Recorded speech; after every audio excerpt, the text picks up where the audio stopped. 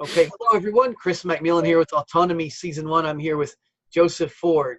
Joseph, how are you today? This evening, I should say.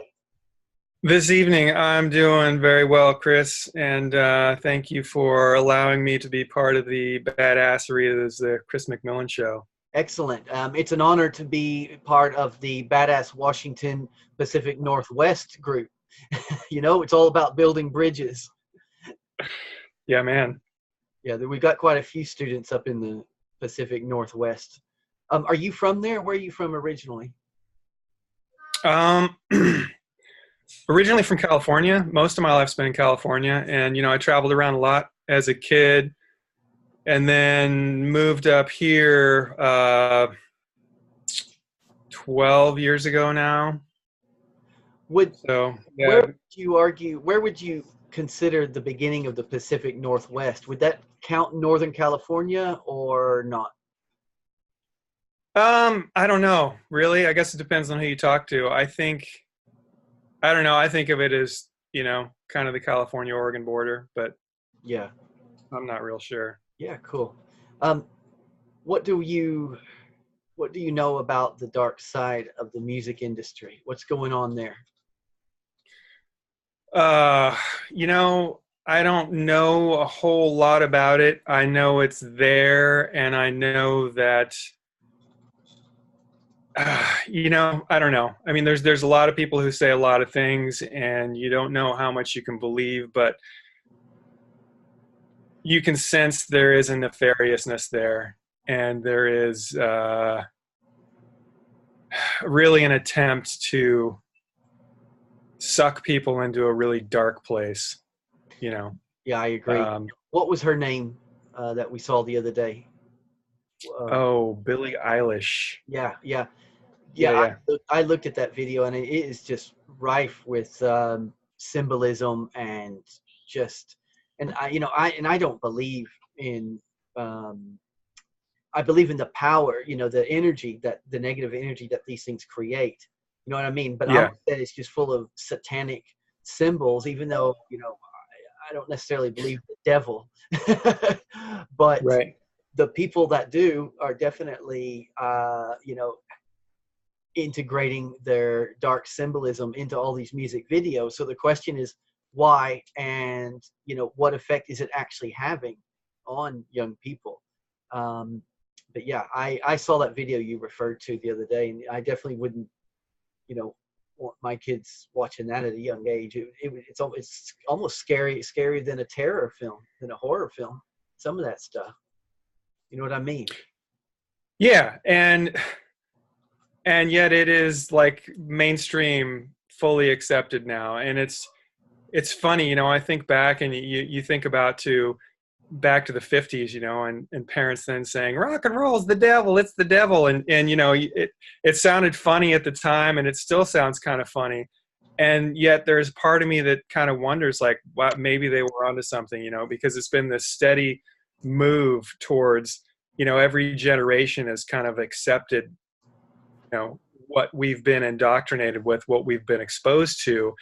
So it's just easier to go further with the next generation. And this shit's just gotten so over the top and so in your face. I don't know. Yeah, it is just, it's dark, sick, twisted stuff. And there's an overlying, you see similar stuff in all. That's the thing. You see the same stuff in all the videos that are, and they're all the pop, mainstream, top 40 kind of video. Yeah. Some of the stuff seems fine. I look at it and think, oh, okay, that's all right. But then you get these, what I call it, MK Ultra, Illuminati slaves, mind slaves.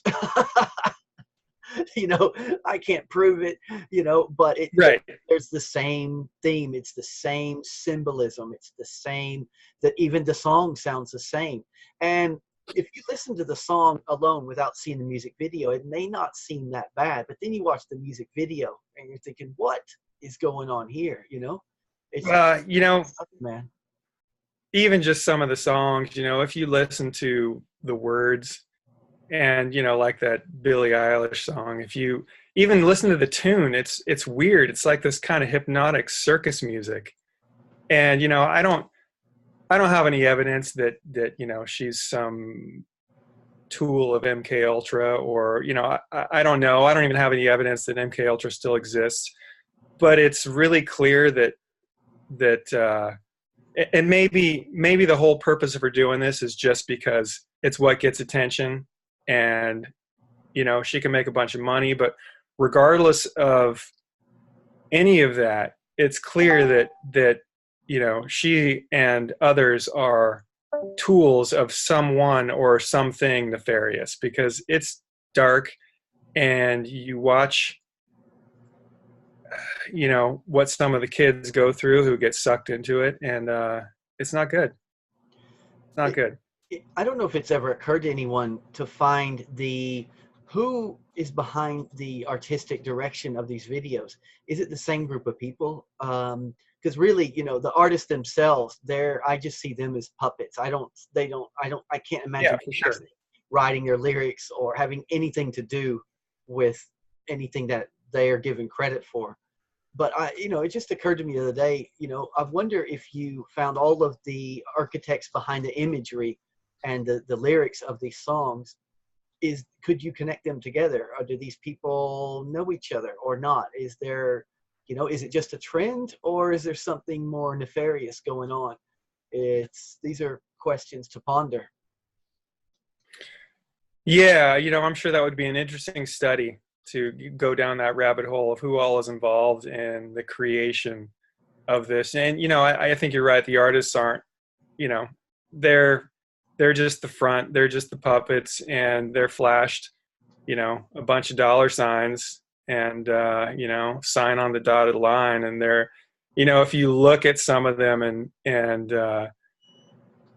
watch what they go through in their personal lives, they're being tormented.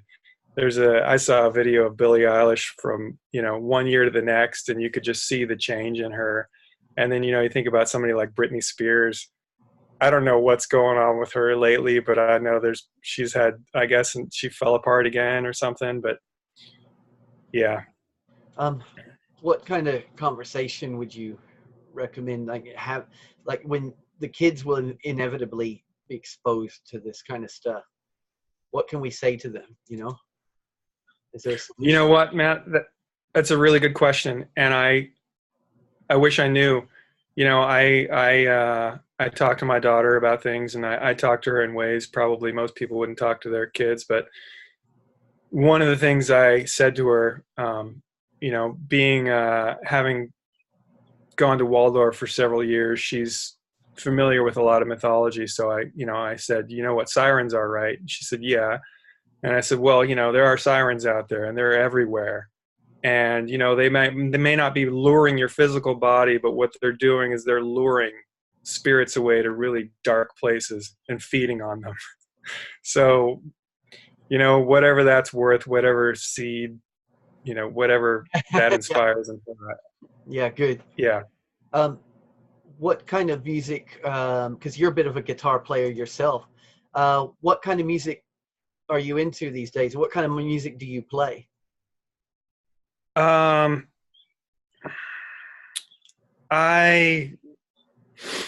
just mess around. I play a lot of different stuff, and I've been struggling with a fingerstyle Tool song for about 6 months now. So I actually haven't played my guitar much since the whole Autonomy thing got started. I don't seem to have nearly as much time as I did. The Autonomy, it's in a great way. It's taken up a lot of all of our time, but in the best way possible. So I suppose you've talked to Nathan Lee Miller Foster about all this, yeah? Just a little bit. Yeah. I haven't spoken to him much. We had a conversation really early on, and then talked about having a follow up, but it never happened. Yeah, cool. Because he's writing a book about the cover art of Tool and one of their albums right now, and it'll be interesting. He's very much into the symbolism and meanings behind all of it. It'll be good. Yeah, and I'm not nearly as into Tool as he is. I appreciate their music, but you know, a lot of the music I appreciate, I wonder about myself. You know, I really just thinking about where all this music has gone and how dark it's getting. And I wonder about even just the not just the dark lyrical content of some of the other stuff, not necessarily Tool, but the beat and the vibration and the feeling that it brings into one's physical body and the effect it has. And I wonder if how much of that is really ultimately positive, and how much of that. And I did ask Nathan this question once, and he kind of went off on some other tangent. But in terms of Tool or music like that, when I listen to it, I think I like this, and do I like this because I have been conditioned to appreciate vibrations that are basically abusive to me on some level. Do you know what I mean? I've heard about all this. Who was the guy who James Corbett discovered? He was the guitar player. His name was Vin something. And I know who you're talking about. Yeah, and he was very much into the meaning, the feeling that each chord could strike. And also, right. My buddy Stefanos is a classical piano player, and something he said years ago, he explained to me basically how pop music has only got so many limited chords, and they are specifically designed to, if young children listen to all just that, then their brain, it limits their, right. It creates these limitations that could be more difficult to overcome later in life, especially for sure. If he wants to really get into learning music. No, it was interesting. He opened my eyes. I never thought of music that way, but just what you said, yeah, he reckons a lot of pop music is scientifically designed to make us like it, because they know exactly which chords, what's appealing to us, and what isn't. Yeah, well, there's kind of two different issues there. I was talking about more of the intensity and that, kind of almost assault on the nervous system. But then what you're speaking about, the simplicity of pop music, and I kind of think of it as like this sugar coated, right, candy coated nothing. It's like eating a spoonful of sugar. There's nothing in there. There's no nutrition in there. There's nothing for you to grab onto. And so the music, in a sense, it's kind of like that on a level where there's no complexity, and it doesn't make you really engage it. It's just this completely passive. And a lot of the, that pop music, it's really like one continuous orgasm, right? It's like this constant peak that just, with nothing, nothing beneath it, no substance. Yeah. It's been a while since I've tuned into the top 40, but I do listen to the Latino top 40 actually. And yeah, they all sound, I like there's a few songs that I like the sound of it, but then if you explore more, they all sound the same. There's this one song that I admit I like it a lot. It's called Despacito, which means a little bit slow. And it's all, it's all, and I like it, it sounds good to me because it was scientifically designed for me to like it. But all the other songs sound the same. And I went to Spain. I went to YouTube, and I was curious what's going on in Spain with the top 40. And I plugged it in and I looked, and a lot of the Latino songs from Latin America are all over in Spain right now, where Spain before had a lot of more original storytelling songs back in the day when I was living there. And I suppose these artists are still around, but they're not gaining as much momentum as these scientifically corporate designed pop Latino songs that are all making the top 40 now. But yeah, it's interesting. I was just one question about that. So if I wanted to teach myself the guitar, how long do you think it would take me, Joseph? I don't, forever. Just one simple song, maybe 2 or 3 chords. You think it would take me very long? One simple song, 2 or 3 chords. I don't know. I mean, it depends on on, yeah, everybody's different. So everybody is, people pick up things at different speeds. If, I would say for the average person, I don't know, if you spent if you spent a month and put some time in every day trying to learn one simple song with just a few chords, you could probably get the basics of it. Cool. You're making me I feel don't know. optimistic, That's on my bucket list, man. At least be able to play Yeah. one song on the guitar. Do you remember the 20-hour video? The guy that said you could basically teach yourself anything in 20 hours. I thought that was very uplifting as well. It was, Oh, yeah. Yeah. I don't know. Maybe you can teach yourself like superficially anything, but yeah, that was his I argument. don't, Yeah, he said, look, you won't be an yeah. expert in 20 hours, but you can at least teach yourself the basics of anything in 20 hours, as long as it's concentrated and focused time, no distractions. That was his Right. argument. And he taught himself to play the ukulele, and he proved it by finishing his TED talk saying, this is actually the end of my 20th hour. And he played a few songs on the ukulele. I said, yeah, maybe. I'd love to do that. But How did it sound? well, to me, it sounded good, No, yeah, it sounded good to me. Man, Cool. I put in a whole lot more than 20 hours and I'm still not sounding that good. Cool. What about autonomy then? What skill would you say has improved from the beginning to now? What were some things that you were lacking the most that you've exponentially improved upon since the Autonomy Season 1 course has started? In terms of skills, I guess I could say my communication skills have improved quite a bit. They needed to. You sound good to me, Yeah, man. my ability. What was that? Sound good to me. My ability to listen and be more present and engaged in conversation and to respond appropriately instead of just waiting for your turn to speak. So I think that's improved quite a bit. My ability to articulate myself's improved a little bit. Have you learned to ask Yeah. questions? What's that? Have you learned to ask questions? I have learned to ask questions, and yeah, I have. I mean, I've noticed, and I noticed it before because I have to say I don't know if it's an American thing, but it might be. I mean, I've been in situations in Europe where, you go out in a social situation and people just don't ask questions, and it seems like a no-brainer, but that's how you get conversations flowing. Even if you don't really care about the answer, you've got to ask questions. And then, moving Yeah. to the States, nobody asks questions. Everybody sits around and just, they don't know, adults don't know how to have a conversation.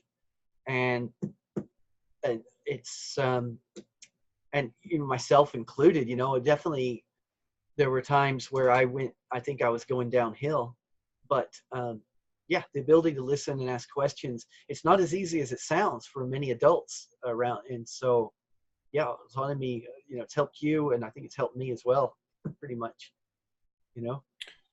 Yeah, well, a lot of people have their uninformed opinions that they're too busy parroting to ask any questions. So, Yeah, there is that.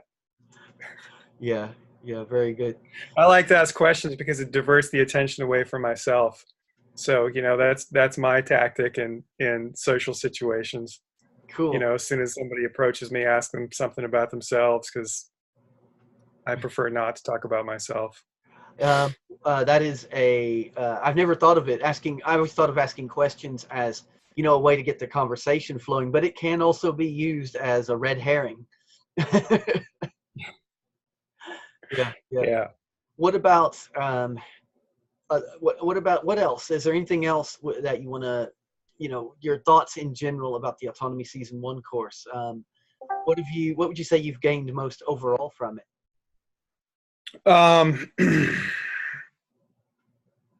I think what I've gained most overall,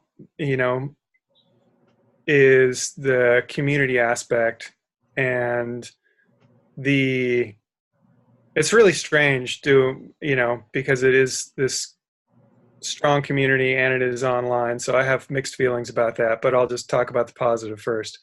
Um, there are people who actually care about what I'm doing and actually pay attention to what I'm doing and ask me follow-up questions later on about things and encourage me. And it's pretty awesome. And one of the things I talked about a lot early on doing the initial interviews with people, like in the first couple of weeks, is it was amazing to finally connect with a bunch of people who can all agree on some basic foundational principles, like, all human beings are meant to be free, which is something a lot of people would pay lip service to, but if you start asking questions, that falls apart real quickly. So I'm super. What's that? And the principle of non-aggression. Yeah. So I'm super grateful to have a bunch of people to talk to that I can actually relate to in that way. I think a lot of us felt pretty isolated with our perspectives, and so that's been great. That's been awesome. And the fact that it's online is a bit of a struggle for me. I don't know. I've always been resistant to online engagement and resistant to the internet in general. I have a bit of a love-hate relationship with it. I have definitely gained a lot from having access to everything that's out there. And I also have watched how it drags my attention and kind of feels like it pulls a piece of me away. I was really late.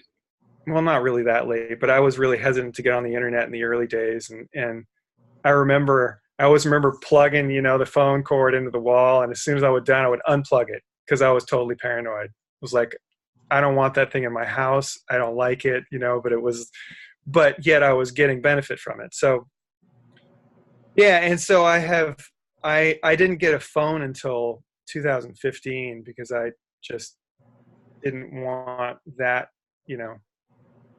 that tether. And it's funny because now it's like I am constantly checking my phone, right? And I didn't before, but since Autonomy, it's like constantly checking out what's going on in Discord. Am I missing a good conversation or?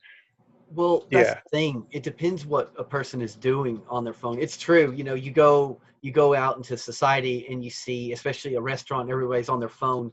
But, is it a stockbroker, checking, is it a matter of $1 million, whether he catches whatever, you know what I mean?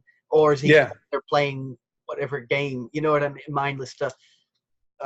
Or it's hard. It's definitely a double-edged sword, technology.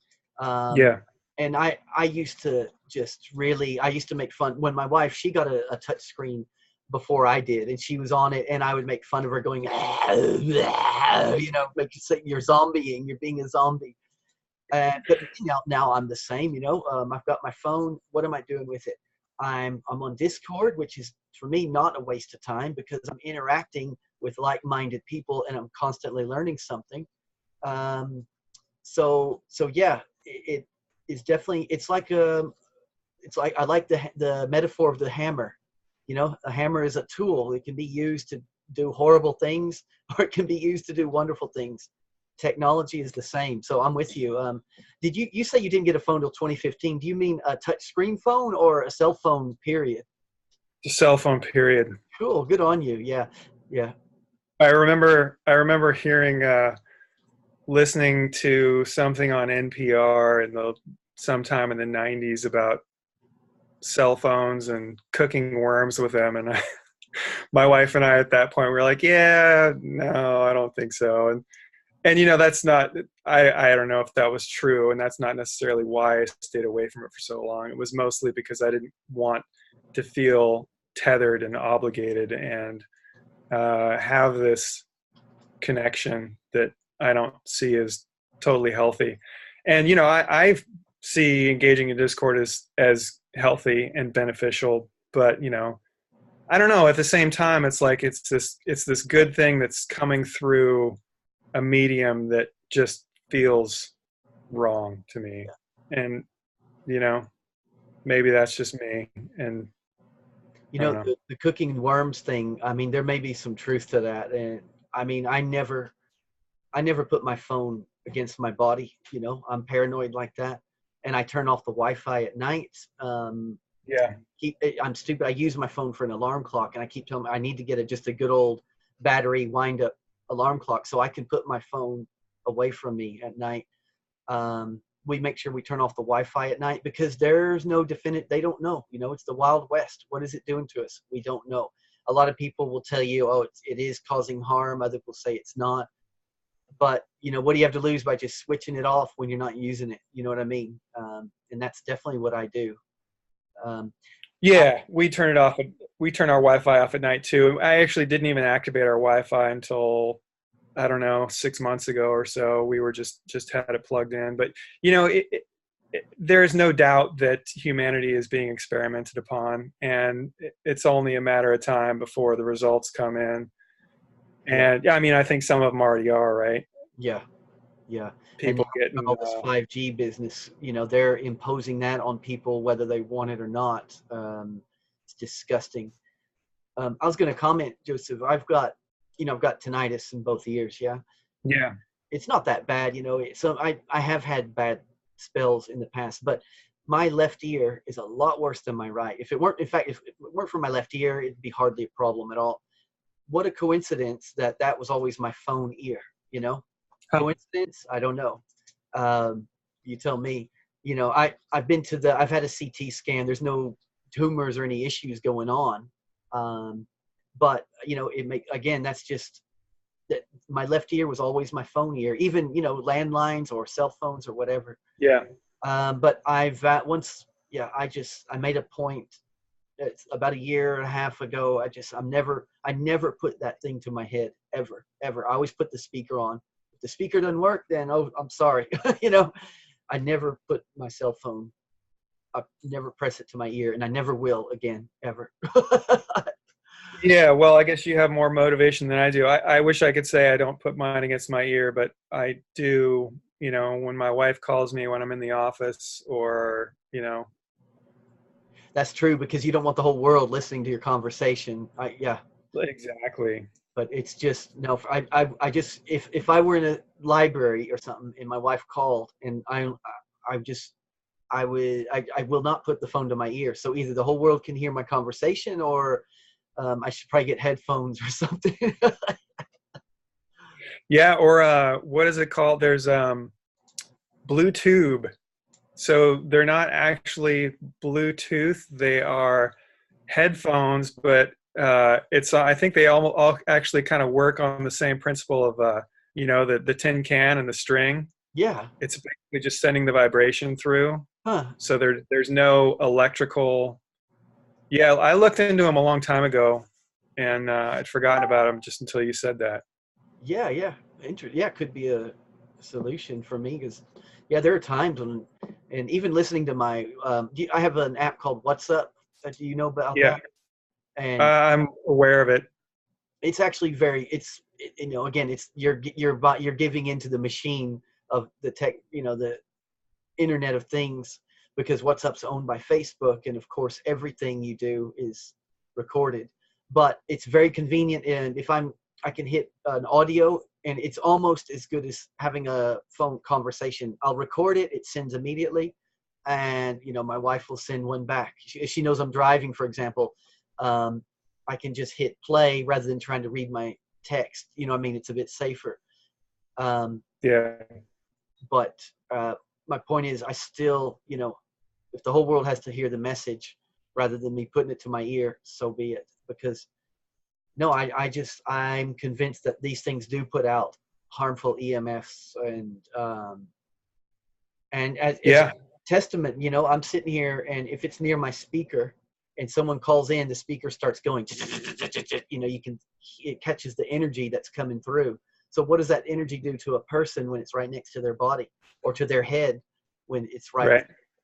Um, Yeah, yeah. Yeah, sometimes when I'm holding onto my phone, like I can feel something moving up my arm. It's and I'm sitting here with my laptop on my lap right now, and I can feel it on my legs, and it's funny. I think it's cumulative too because I didn't really use this laptop in this way very much until Discord, and then I started doing it a lot, and I noticed the more I did it, the more I feel this tingly sensation in my legs where the laptop is sitting. Okay, Joseph, So slowly lift the laptop, put it on the table right now. there's no table.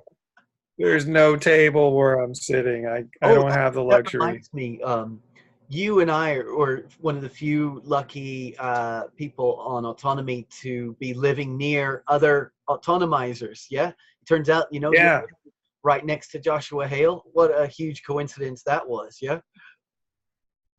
Yeah.